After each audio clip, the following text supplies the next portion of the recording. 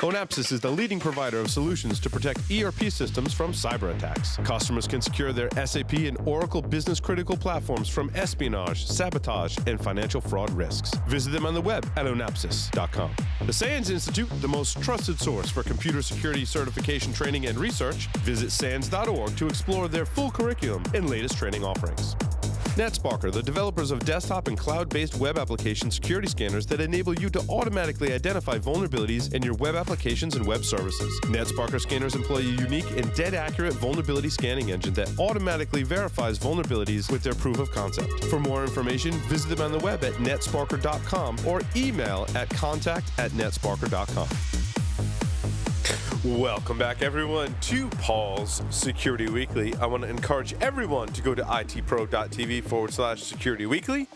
Enter the discount code SW30. You can save 30% off. You can do a 7-day trial, and that 30% off is good for the lifetime of your monthly subscription. So as long as you're maintaining your monthly subscription, you get that 30% off, which is awesome. They've got a supervisor portal.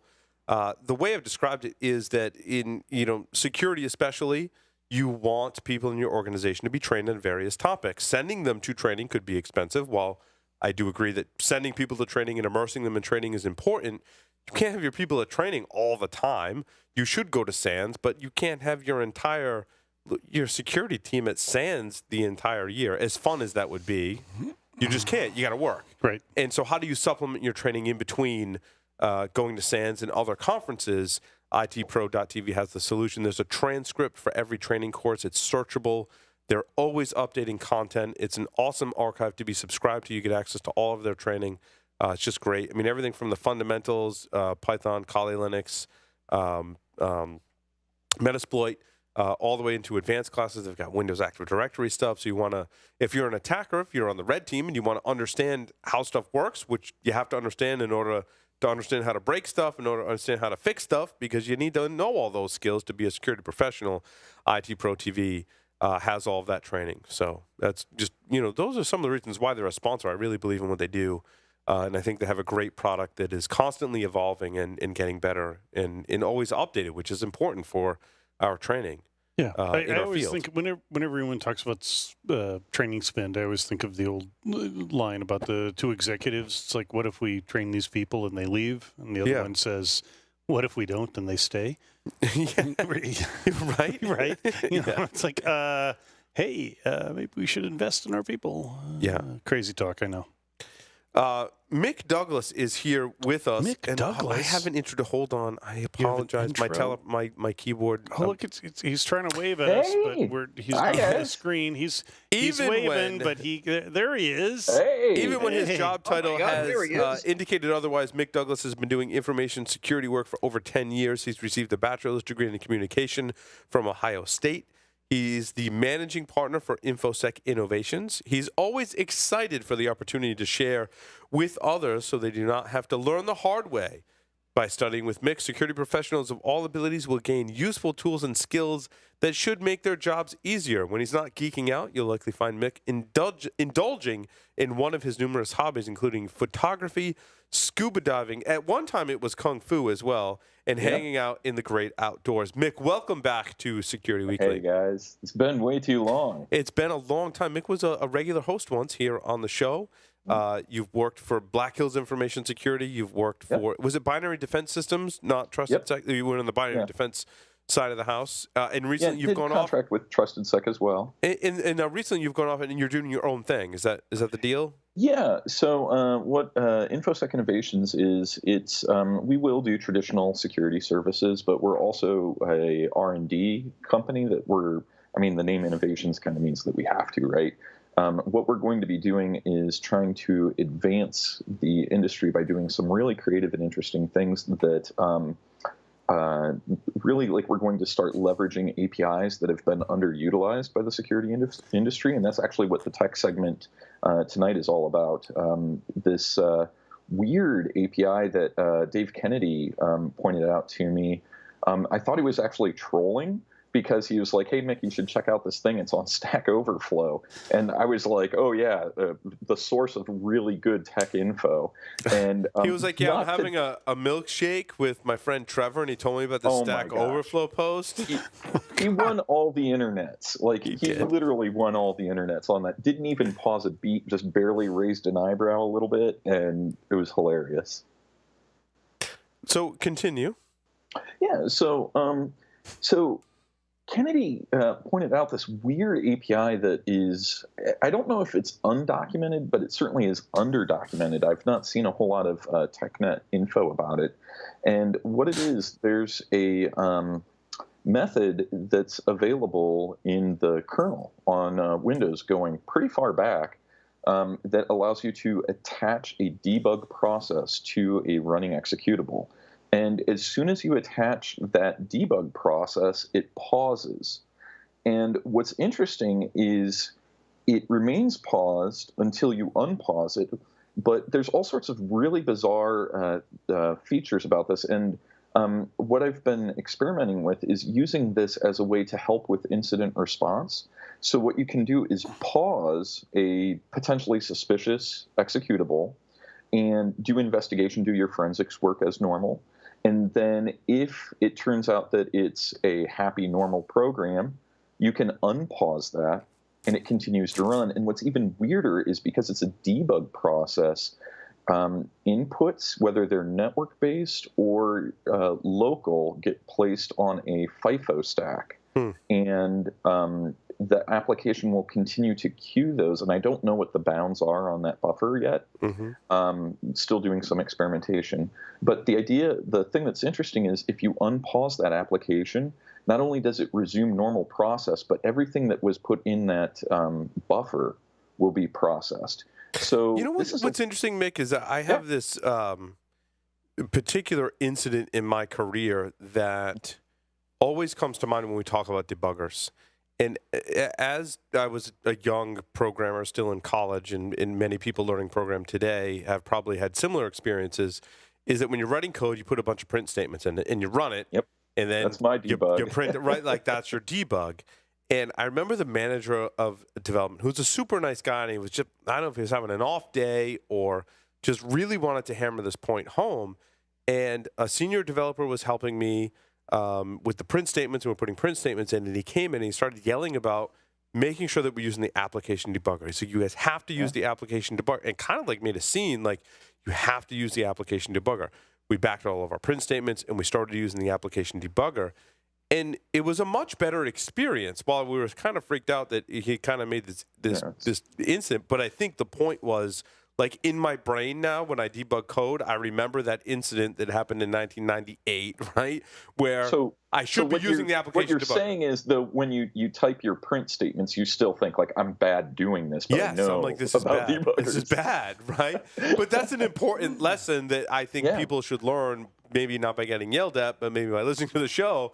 The application debugger is powerful because it allows you to step through your code, and especially when you're learning programming, it's a really powerful tool to help you step through all of the logic. I think your take, Mick, on this is interesting, that we can use this from almost an incident response and forensic standpoint to pause the process and learn from it in this manner. So that's cool. Well, I don't know if it's cool or anything. What I'm just at is a level of frustration because the scoreboard's pretty bad for the defenders. Let's be honest. It's a body count. And we got to start changing things up. And part of the problem is that as blue teamers, I think that we're very gun shy to do things like halt a suspicious process. Even doing things that I would think is pretty innocuous, as like isolating a machine with like a quarantine VLAN. That could be a career-ending moment for you as a defender. Sorry, Mick, I realized that the bottle of tequila that I took from the production staff earlier is now missing. And we can hear shenanigans going on next door. And now we have a perfect explanation because they took back their gigantic bottle of Patron Silver. Gigantic bottle of Patron. So Mick, I got a question. While they're talking about tequila, Mick is a good friend. Mick actually recently traveled with me to Australia. We taught together, which the was land fantastic. down under. It was fun. Yeah, we had a good time. But the pause process stuff that Mick's going to show is also useful from the attacker perspective. Oh yes. And in fact, Mick did share some of this stuff with me early as he was developing, and I was like, well, I'm going to use that in a pen test to see if I can actually pause endpoint defense processes. And I won't steal Mick's thunder, let him talk about it a little bit, but it does actually go both ways, is all I'm going to point out. Yeah, no, actually, not going to get into that. We're going to talk more high level with this. So one of the things that's interesting if you're a red teamer or a pen tester, not every application they're protected that prevent you from putting and attaching a debug process on them. So that would prevent this attack or this technique from working as a way of pausing a defensive, like, say, agent. But what's interesting is I've been playing around with this, and not every named defensive product out there has that protection. So you can actually pause, say, the security agent on an endpoint, do your nefarious stuff, and then unpause it. And I'll actually show you a really cool technique that allows you to pause, sleep that pause, and then automatically unpause. Very nice. Very nice. And, Mick's dead on, because there are processes on endpoints. I won't mention any vendors by name, but if they don't actually report in on a periodic basis, then, said security product will throw an alarm saying, hey, workstation XYZ has not reported in on time. And it's a significant event, and so that capability is but is it fantastic. though? Could it be that computer is just off or down for maintenance, or I turned off that VM, or there's a lot of regular activity that would cause it not to report back in.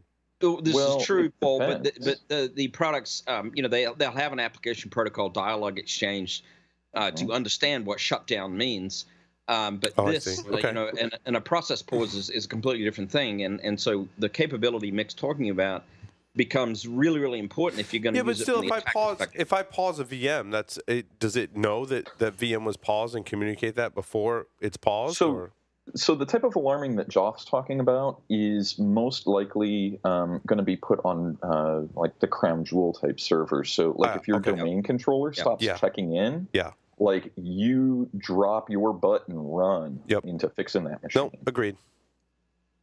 So you're going to show us something, Mick? Yeah. Here, let me show my screen here. Sweet. Go Gadget. Oh, hey, shameless plugs, SANS Seattle and Scottsdale, and I'm going to be doing a webinar on November 29th. Nice. All right, so let's start talking here about these different things here. First thing I'm going to show you is this is just a mocked up malicious thing. I can't see your screen yet, Mick. Oh, you can't? No, but you're looking great. You look great. The wallpaper behind you is fantastic. It's some. Well, yeah, I'm visiting my parents. That explains a lot. Okay. That explains the wallpaper. Explains the wallpaper. Okay. Now we can. Yep, we can see the shameless SANS. Plug for SANS. October 30th in Seattle. November 28th in Scottsdale. Yep. And a webinar November 29th. The first ISI webinar on November 29. So let me show you here. What we've got here is just a little infinite loop that will basically recreate like what something malicious could potentially do. And when I get this started, this is just here's your PID running. So now what you can do is you import this module. And now that this is imported, I can simply pause based off of that PID. So I can go pause process, ID, and then 6100 like that. And all of a sudden the counting stops. Now, the thing that's baller about this is, like, let's say that you inadvertently paused a mission critical thing, and somebody starts calling the help desk, everybody freaks out. No worries. All you need to do is this, and it resumes. Everybody's happy. So this feature is something that some of the next, like quote unquote, next gen antivirus and AV or whatever, that they're like charging insane amounts of money for. And I think that that's really kind of bogus. Now, some of the things that I've done since the talk on DerbyCon, where I showed this tool, I've made it so that it works in some interesting ways. So, for instance, one thing that you can do is, like, let's say I've got multiple instances of Notepad running. Okay, let's get another one and another one. So, I can just type into these and I'm good to go. They're just normal, happy notepads. What you can do is you can actually do this. You can type git process name notepad, pipe that to pause process, and now all of my notepad processes are paused. I can't interact with them at all. So if you have, say, a bunch of running instances of potentially malicious code, you can pause them all. And if you want to unpause them all, it's very easy. You simply unpause process, and your notepads are all back and happy working notepads. So this is cool. Now, let me show you. This was something that just blew my mind when I was doing some research with this. I said that there's a FIFO queue that happens, so check this out. So I'm typing some stuff. I go ahead and do this, pause all my notepads, and now I click into it. Notepad's not up, but if I type, and then I go back and unpause it, and then I go into my notepad, all the text that I type while it's focused yet paused goes in there, meaning that this is a relatively safe way of pausing a process and potentially, preventing people from like having a total freak out. Red teamers, you may want to take note of this. So let me get my notepad process. Okay, so it's ID 2952. What you can do is this.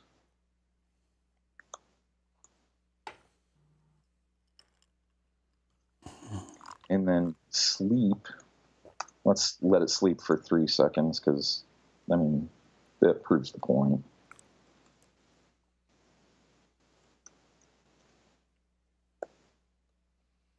And now, when I try to interact with this notepad, it only allows me to interact after that sleep is done. So what Joff was saying about that return, that heartbeat check-in, that allows you to do that, and it works beautifully. Very nice and powerful. But there's a whole lot more. The big major change that I've done with this pause process utility is I've made it so that it can accept things from the pipeline. And we've already seen that right here with this bit that I've highlighted. But what's wild is basically now you can select any process based off of a wide variety of items. And so you can do something like this, which is just bonkers. And I've done this a couple times to people. I'm not going to do this in this demo. You'll understand why in just a moment. What you can do is do git process.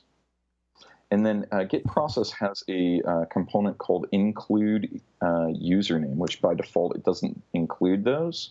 But you can change that, and that will show the users affiliated with particular applications. And then what you can do is a where clause.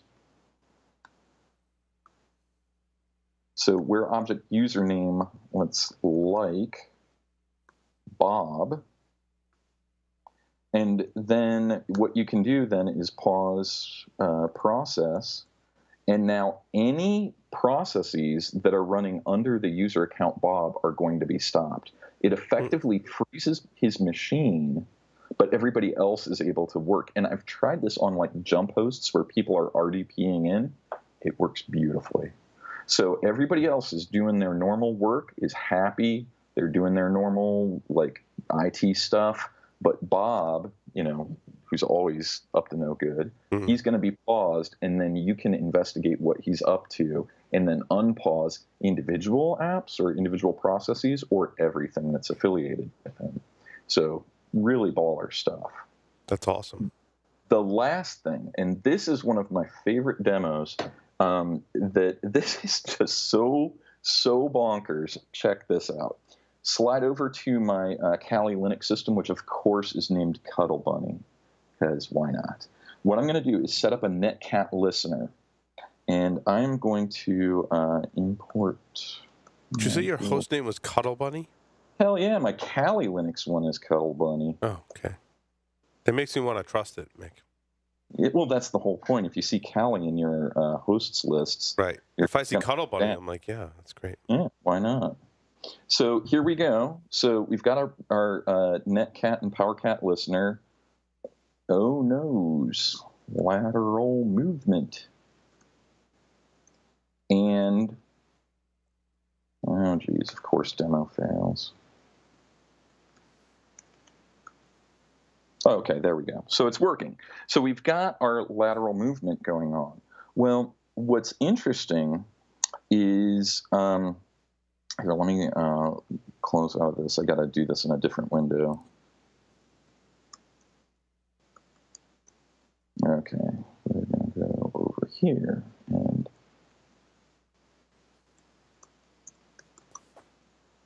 okay, so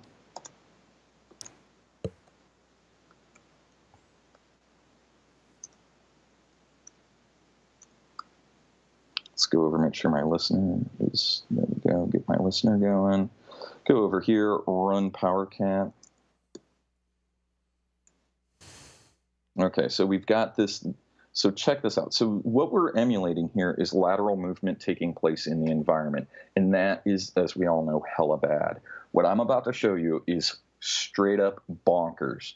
With this command, doing this, you can do get net TCP connection, where object, remote address equals, and then you 192.168.33.44.133, and then I select owning application, or wait, let me double check on that. It's owning process. So now what you get is, this is the process ID affiliated with this particular IP address, all the connections with that. So now you can pause that process using pause process. Oh no! Let's see if the demo worked. Let's go over. Oh, I did. See? You got an error, but it looks like it still paused the. So you can pause a process based on what IP addresses it's connected to. Hell yeah, you can pause based off of IP address. You can pause off of port. You can even pause off of DLL that's been injected. So what I'm telling you is, in the next couple months, I'm going to keep on releasing tweaks and add-ons to this. So now, even if you don't have application whitelisting in your environment for whatever reason, you can do bonkers stuff like, hey, if I see a particular application that's not on my pre-approved list, auto-pause it. What's interesting, Mick, is that, in fact, we were just talking on the webcast. We mentioned this briefly, Joff, and we've talked about this before, how open source tools and methodologies that work with Windows or Linux or whatever the open source technology is, we can find the bad, and I find what commercial applications offer on top of that is being able to quarantine or stop the bad. What you've shown is that you can now kind of build this into, if you're a Windows system and you're using open source tools or living off the land, as Matt was talking about earlier, to say, hey, this process running on all my systems is bad.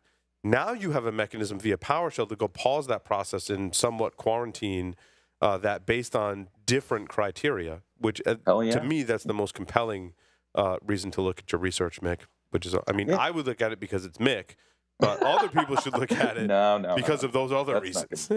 No, that's actually really astute.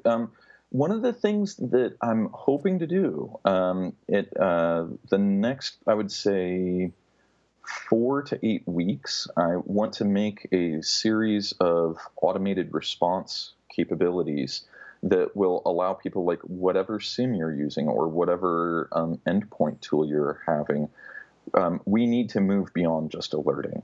It's dead. I mean, all the alerts are just I was listening before I came on the show, and Matt was right. There's way too much noise in the stream.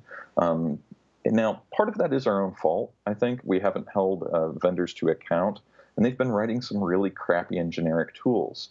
But the other half of it is that we've been very timid as an industry in terms of what we're willing to do.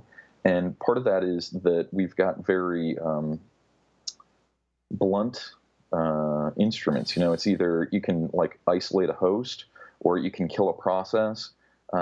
There's a whole lot more shades of gray, and that's what I want to help expose. No, I like that a lot. In fact, when I worked at Tenable, I was always the huge proponent of why don't we go fix the vulnerability, right? And I really felt that in vulnerability management, and that's still today not something that we see.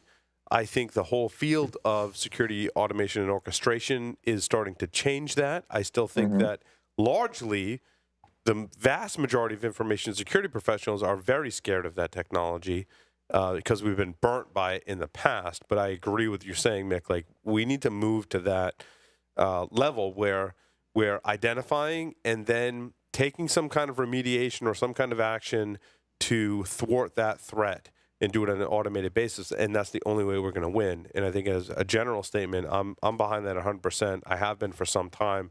I think early on in my career, I was like, there's no way we could do that. Like, there's way too many false positives and false negatives for us to even think that. But in today's world, in the environments we're trying to protect, especially as we talk about DevOps containers and the way we're doing development today, we have to be. The developers have already implemented this mentality. They've already automated their systems. Well, a good chunk of them. Yeah. Like I can't put my bet on what that percentage is today, but we're seeing a growing number of developers automating that whole process of development, staging, production. Netflix and Etsy, of course, have been leaders in that space, and we used to look and go, oh, well, yeah, it's really cute what they're doing. But now so many other, especially newer startups, that's how they're developing code today. So I agree. There needs to be a shift in security to trusting our technology a little more. And I don't blame people for being skeptical because I'm in that camp that I've been burnt by technology before several times in really bad ways. And preach on, brother. Yeah, so we go back to nope. We're going to do the analysis manually and verify everything before we take an action. Paul, a thought occurs to me that. We can take a halfway step too, and I don't know if Mick would see it this way, but I mean, at least have the ability to, maybe throw the alert to say, hey, this has happened. Here's the analysis from the automated perspective. Press this button if you want to remediate now. I mean, at least go the halfway step, if not the full step. Right. Well, or even just give options, right? Like say, hey, this is an alarm. Here's some different responses that you can take. Go press one of these buttons. The problem that and Paul, man, you are preaching to the choir on this. There have been so many snake oil salesmen and so many folks that have been saying like, oh, industry standard and patent pending this and that. And it's garbage. It's complete garbage. And we have got to start just moving the ball forward. I don't know if this is the right thing. What I'm just doing is I'm throwing this out to the universe and seeing if it sticks. So play with it, Internet. Tell me where I'm wrong. I'm sure I am. But I want to get better. So let's try moving the ball forward. Awesome. Where can people find this project, Mick? It's out on GitHub. I'll post a link, but GitHub, and it's under my old BBS handle, Besimo Rhino. And so I'll post links on the Twitters. We'll try and update the show notes. Send that to us, Mick, so we can update our show notes so people can refer back to it for this segment. Thank you, Mick, very much. Hopefully you can stick around for the next segment where we're going to talk about the security news for a little while, talk about what's happening with Equifax and other things in our industry today. Stay tuned. We'll be right back.